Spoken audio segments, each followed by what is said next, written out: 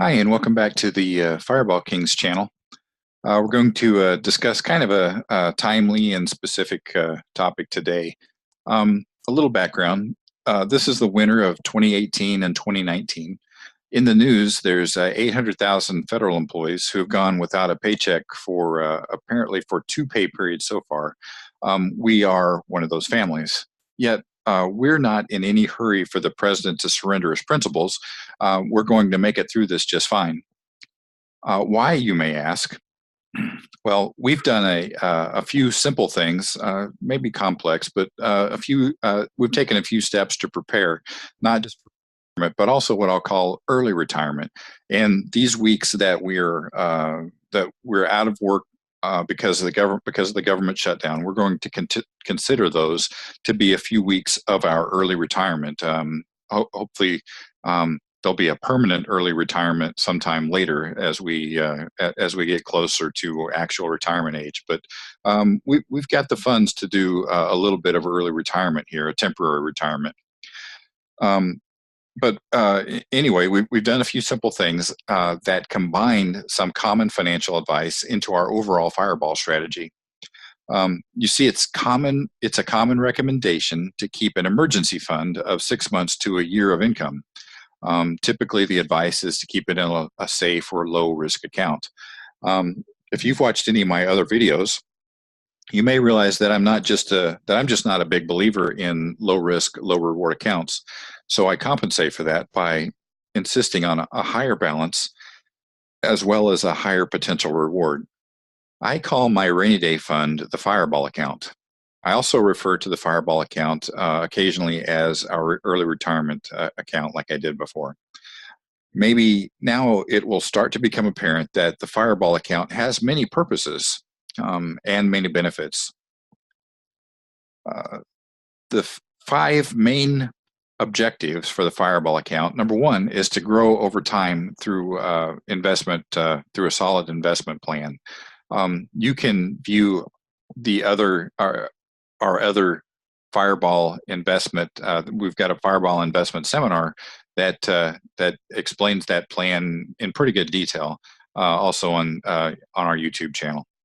The Fireball account should be in a good discount brokerage where you have more control over the investment opportunities than you may have in a company retirement plan. This account also serves the purpose of an emergency fund because it gives us access to funds that we can use when an emergency arises without having to, file paperwork or be in specific defined situations that the 401ks and other plans will allow you to withdraw funds in a very specific situation. But who's to say what an emergency is for one family compared to another? So we'd like to have access to to a little bit more of our money than, or let's call it a little more access to more of our money than might be available in a strictly retirement fund. As the Fireball account grows, it can be used to, I'm going to call it, destroy debts and other targets. So the Fireball grows to a point where it can annihilate a debt or pay a significant expense. And then each time the Fireball is used on a target, and the next target is defined, you should be starting from a little higher point than you did when you started saving for the last target. So soon I plan to release a video specifically on using the Fireball account to pay off debts. You can do that with an integration of the snowball method or the avalanche method, or there's other methods that you can read about and maybe you feel even more comfortable with, the tsunami method or the tornado method, or there's others. You can learn about these methods from YouTube, or you can do a Google search. But briefly, let's summarize the Fireball method here. I've got these 3 little characters that I use sometimes in scenarios, and here are the 3 scenarios. No money is a fellow just starting out with the strategy. Some money is a fellow who's been making some progress, and mo money is the fella who's at the near the end of the plan, and hopefully he's retiring sooner than expected and maybe even wealthier than originally planned. So no money needs to start building an asset, but he's been a poor money manager over over the years as he's gotten started. He has too much debt, too many expenses, not enough, and really no money saved up. Elsewhere in the Fireball plan, in other videos, we're going to explore unique strategies to deal with some of the initial hurdles of finding money to invest. Just at least enough to get someone started, assuming that no money has a generally good level of commitment.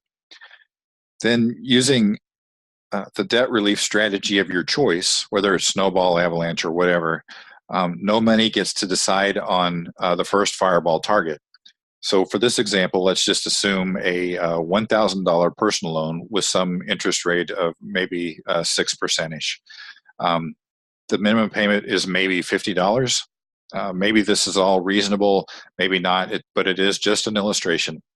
So paying just the minimum means that no money will have about 20 to 22 payments, or almost 2 years of payments after about $50 of interest in the first year and 30 or so by the end of the second year alone. Just depends on how the interest is accumulated, what the method is, and how it's applied. But no money has successfully found another $50 per month of extra funds. Maybe no money is working a part-time job. Maybe managed to cut back on half of the cigarettes. Maybe one of the other Fireball strategies has generated this extra money for money.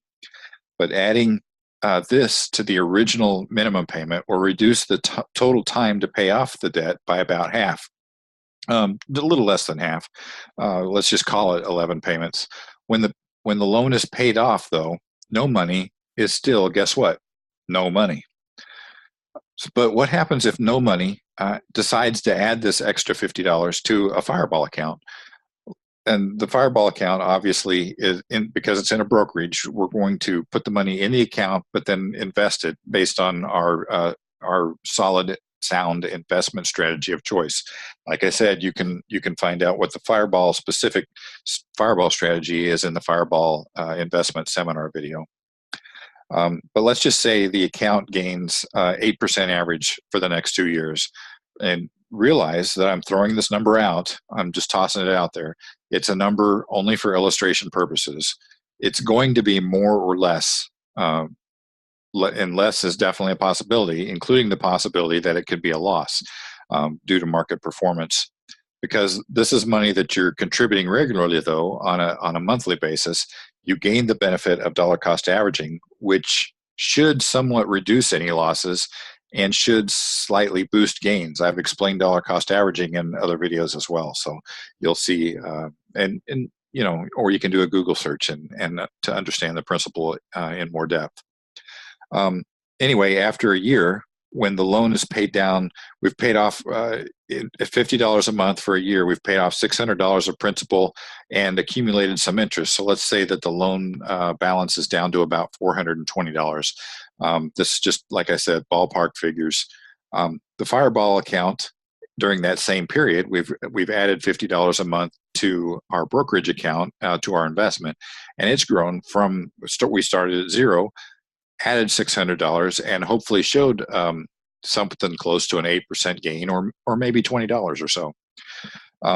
Now, no money can cash out the $420 that he still owes from the Fireball account and pay off that loan. Then something amazing happens. He's no longer no money. Now he's graduated to some money, because after the $420 is withdrawn, there's still $200 left over in the Fireball account. So no money has become some money. He's got some money saved up, and that money, the $200, is going to boost the starting point so that some money can grow the Fireball account to meet the next Fireball target, whether it's a debt or an expense. So it's important to note that the $420 withdrawn from our Fireball account is about 68% of the total Fireball balance at that point. I'm assuming that we got to $620 and we withdrew 420. So 420 is 68% of the 620. For the next target, if some money wants to continue to make progress, some money should lower that percentage down a notch. So for the next target, let's say we're shooting for 67% or maybe 65%, or whatever level makes sense for some money to have as the next target level. So what I'm saying now is that, let's say, for instance, our next loan is going to be a $2,000 loan at this point, and we're paying still $50 a month. So instead of 2 years, we've got almost 4 years of payments. But after 2 years, the $2,000 loan might be paid down to about double what we were on this one, or like, again, I'm just ballparking figures, so I realize that this doesn't add up exactly, but let's just call it 840 just for illustration. So we've paid it down to 840, and we started out with 200, but the Fireball grew. Last time it grew to 620, so let's say that this time it grows to 1240, double, because we're going for 2 years instead of one. So at 1240 plus the 200 means we've got what is that, 1440, and we're paying off an $820 balance after 2 years. So that's more than $500 is going to be left after the second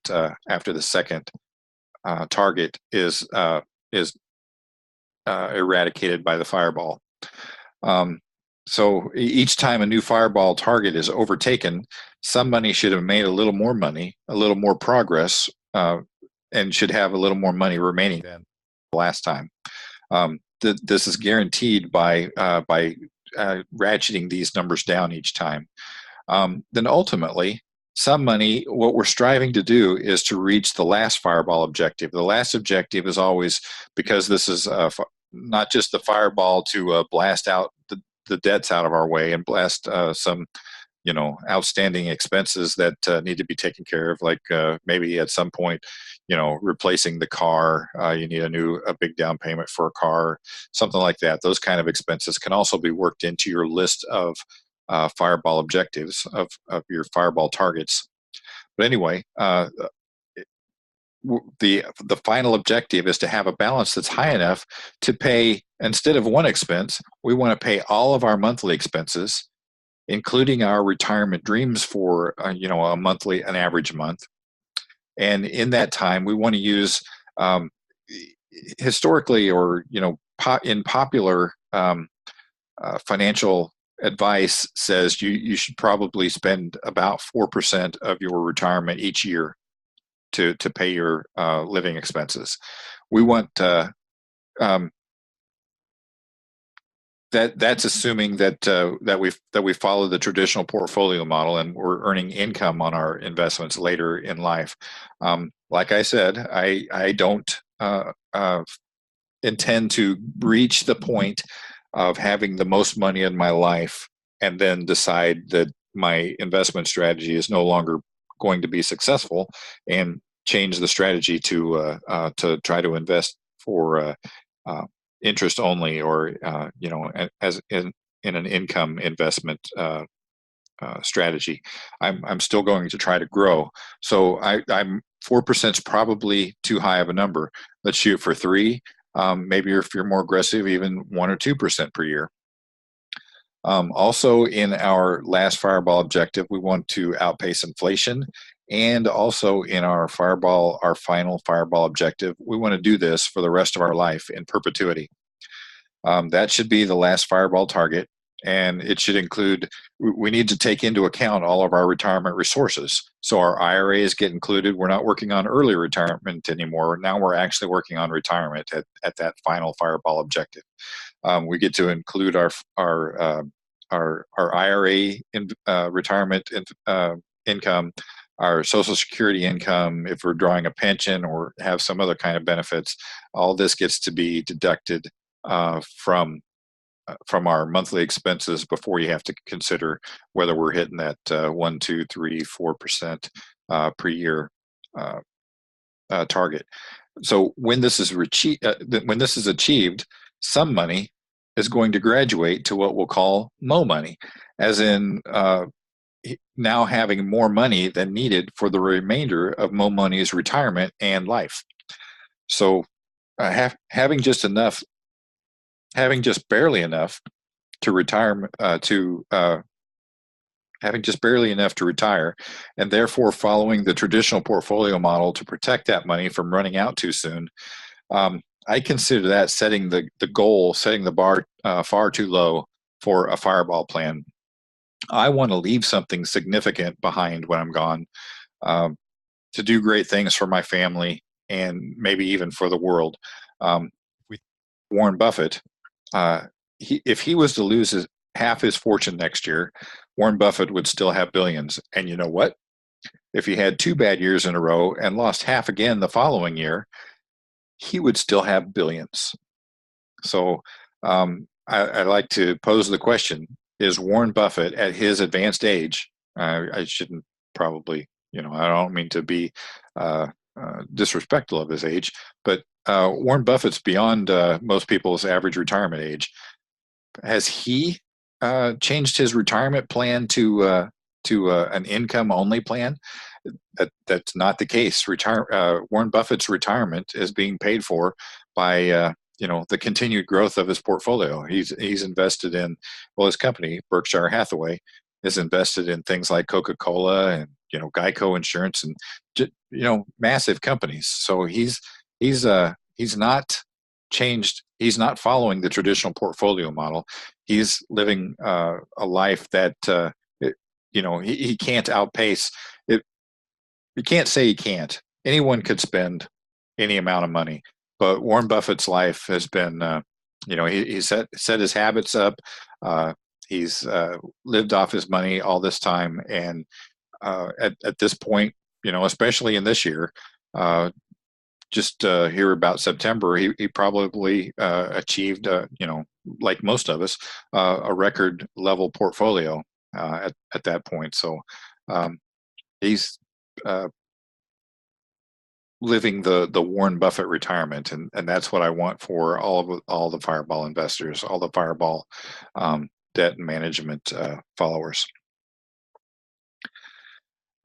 So here for this particular example, I wanted to, some people aren't even aware that they've got a 401k plan or, some kind of retirement, but or they may not have it available. In which case, funding the Fireball account is just a matter of taking that $50, opening in a brokerage account, and adding to it every month.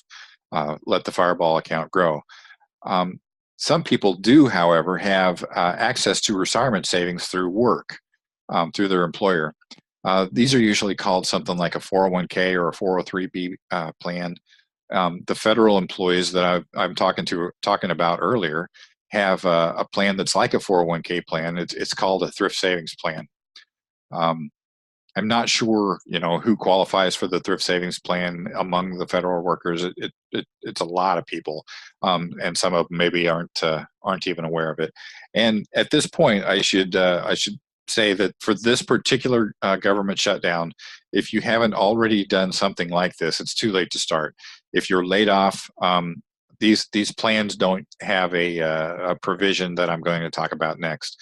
But we had planned for this eventuality, not specifically, but to have access to emergency funds. We had made these plans to use our 401k to fund our Fireball account.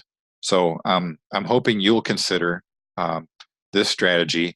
When you consider the strategy, you have to don't stop before you've finished, considering the warnings that I give below.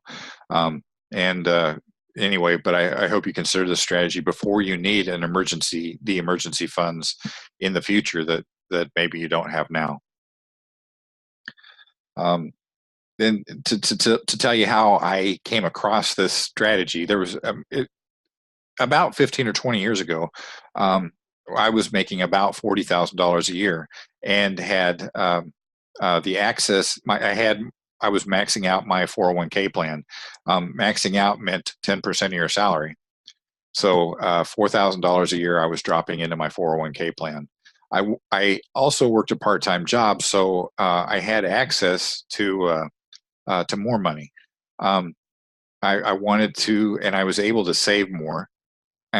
Like I said, I could have just taken that extra money and dropped it directly into the Fireball account in a brokerage. But as you're accumulating 401k money, um, 401k plans have generally a good broad selection of investments available. But I wasn't happy with my investments that I had available. I had a more specific strategy that I wanted to follow. Um, so I wanted to take money from my 401k plan and put it in the Fireball account. Now, um, this has become less relevant recently. The 401k plans have been changed to something like that you could add $18,000 a year, or if you're old enough, close enough to retirement, maybe $24,000 a year.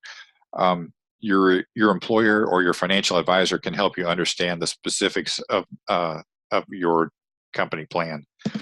Anyway, so when I was able to put $4,000 in and able to save more, I had to figure out how to do it. And my solution was to use a feature of the 401k plan called a loan. And you can use a loan. I don't know the specifics of your company's plan, so I can't say this is for everybody. But um, everything that I've seen, you can usually take out up to half of your money, and usually that's the vested amount. So one of the advantages of contributing to a 401k plan is if you get a company match, say you're putting in 6% and they'll add 3%, or maybe they'll add 3% on your 3%. That's a great 100% match. But you want to make sure you're always contributing to your 401k plan at least to the level of that match. But then, so you'll have a vested amount that's what you put in, and then what they put in after a period of time, maybe a year or two, they'll make sure that even if you leave the company, you get to keep their contribution. And the other limitation that I've seen is sometimes they won't let you borrow more than $50,000 out of your balance. So if you've got $100,000 balance, uh, the $100,000 balance, you can borrow 50,000, and this is without penalty. You don't have a tax penalty, the 10% withdrawal penalty, but the kicker is you have to repay that loan through your payroll contribution. So you've got to keep your job, and you've got to have that a payment that will most plans will say over the next 5 years, you've got to have that loan paid off. So again, the specifics may vary by plan, but one of the cool things is when you're paying this loan off, you are going to be charged fees, origination fees, and annual fees that will go directly to the plan administrator. That's not you, but you're also going to pay interest. And I haven't seen a plan yet that the interest doesn't go directly to you. So that's kind of cool. You may be paying interest, but it's like putting pennies in the penny jar. You're paying the piggy jar, the penny. You're paying your bank account, your bank savings, but the money goes to you, not to someone else's interest. So at this point, please don't stop paying attention. This is where the important stuff comes in. It's very important for you to realize that this is a great chance for you to totally misuse and abuse your retirement funds. Don't do that. Don't spend the money on something. You need to make sure that this is that your Fireball account and your early retirement account and your emergency funds are used for just that, paying off your debts in the Fireball plan, or getting to that early retirement and being able to pay all your monthly expenses even before you turn 65 or 62 or 59 and a half, or whatever age that you plan to retire. And if you've got to withdraw it for an emergency, make sure your emergency isn't a broken fingernail, or even something a little more dramatic, but the emergency needs to be an actual emergency. And it's very useful to make sure that your emergency, to the maximum extent that you can, that your emergency will end, and that you have a way to repay that money. So uh, the loans will let you take out that money without being taxed and penalized, and without being in a very specific circumstance and having to fill out the paperwork. You have access to your brokerage account that you don't have, more access than you would have in your 401k, or even your own IRA that might also be in a brokerage account. But anyway, the broken fingernail is not an emergency. Government shutdown may or may not be an emergency in your situation. In ours, it is. It sort of is, and we've got the money there to use to get through this emergency. And like I said, make sure that there's a definite way to restore the money, the emergency funds, after the emergency is over. In our case, the federal government promises to back pay all of the affected workers. So when we return to work, our paychecks will cover everything that we've withdrawn to pay our expenses. Plus, we'll be back to normal going forward. Also, if you're going to try this, make sure that you understand the whole Fireball plan. Make sure that you have driving ambition and discipline to follow the plan. If you abuse this strategy, you can do as much damage to your financial future as if you were to abuse your credit cards. I'll talk about credit cards in a future video too. But what I'm trying to say is, this isn't free money. This isn't money that you're when you get a credit card, or when you take a loan out of your 401k. It's not fantasy money. It's not for your dream vacation at this point. It's for if you're using it for an emergency fund, it's to pay for an actual emergency. We know how much it can hurt you to misuse your credit cards and this kind of a loan. You have to also make sure that your spouse is on the same page with you. Nothing can draw, nothing can really get between two people more than one person trying to save and the other person seeing that money and it burning a hole in their pocket and can't wait to spend it. So you've got to make sure that you and your spouse are both on the same page, that you want to retire early, you want to retire wealthier, and this is the way to do it. You need to be in total agreement. Either one of you can derail the plan and your family's future. So let's knock out the last page here. In future videos and blogs, we're going to continue to discuss how to accumulate some wealth. And like I said, it's not just for retirement in some obscure future, but we also want to have a benefit this year, next year. We want the wealth that we're accumulating to actually benefit us as we're accumulating it. So that's why one of the reasons why the Fireball plan is a great way to